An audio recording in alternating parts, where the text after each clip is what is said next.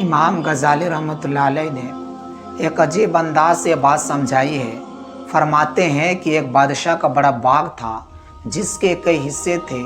उसने एक आदमी को बुलाया और उसके हाथ में एक टोकरी थमा दी और कहा कि मेरे बाग में दाखिल हो जाओ और बेहतरीन फलों से टोकरी भर कर लाओ, बड़ा इनाम मिलेगा तुझे, मगर शर्त यह है कि जब अंदर से गुजर कर आ जाओ तो तुम्हें दोबारा वापस जाने की इजाज़त नहीं होगी। उसने कहा चलो ये तो कोई बड़ी बात नहीं।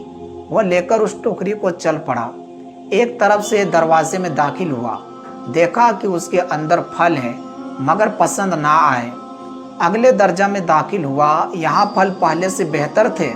सोचने लगा कुछ तोड़ लूँ, कहने लगा अगले दर्जे से तोड़ लूँगा। फल यहाँ भी कुछ बेहतर थे, फिर अगले दर्जे में बहुत बेहतर थे और उससे अगले वाले दर्जा में बहुत ही बेहतरीन थे। यहाँ दिल में ख्याल आया कि अब तो मैं कुछ फल तोड़ लूँ। फिर सोचने लगा आगे सबसे बेहतर फल तोड़ूंगा। जब अगले और आखिरी दर्जा में दाखिल हुआ तो क्या देखता है, वहाँ पर तो किसी भी दरख्त पर फल नहीं है।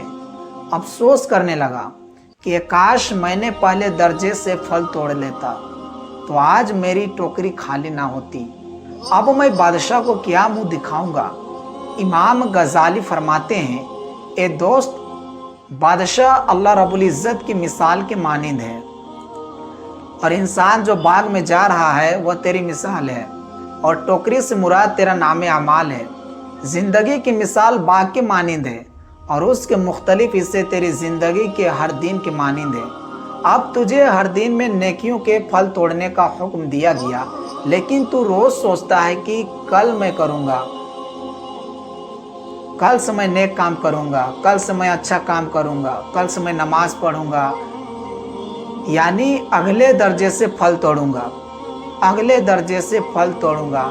तेरा अगला दिन ना आ सकेगा और तुझे उसी दिन अल्लाह के हुजूर जाना पड़ेगा।